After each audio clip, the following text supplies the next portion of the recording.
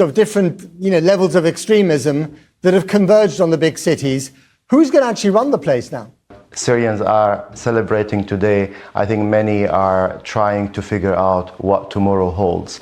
The problem right now is, as you mentioned, you have rebel groups, different ones, not only the ones who started the fight, but then you have local armed groups who then also started their own fights in order to liberate their areas from the regime. This is what complicates the situation. How will then the political opposition that is now entering negotiations with different groups will be able to then establish not only contact but influence over the groups that are controlling the territories on the ground, and who will be able to then determine who will have the biggest say in what the transitioning body would look like. I mean, given the state of the Middle East at the moment, if Syria implodes or becomes chaotic, or there's another kind of civil war that results from this, what are the consequences going to be for the region? Big consequences. You have the most obvious one will be the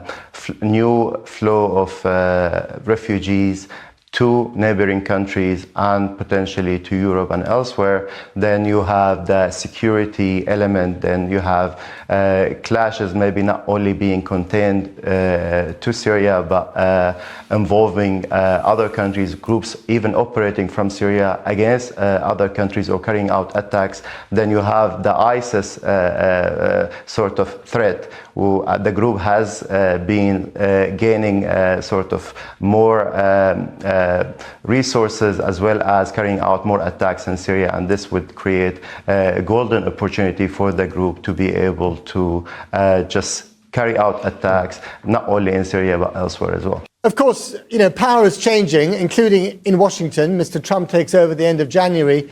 I mean, does he have any impact on this new reality in the Middle East?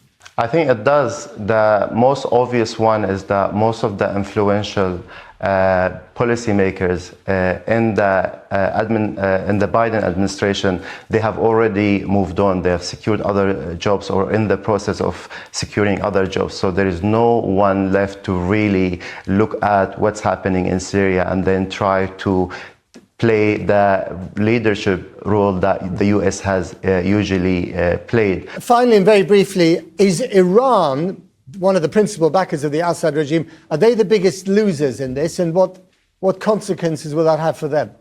I think it's safe to say that Iran will be the biggest loser. It seems that Iran will not be able to secure any of its interests in Syria. If you look at what they have been trying to use Syria for over the past years, is one, to continue to supply Hezbollah with weapons, and no matter who basically rules Damascus, it will be difficult for them to allow that, mainly due to the role that Hezbollah has played in killing Syrians across the country for decades. Dr. Haidai, thank you very much indeed. Thank you. Thousands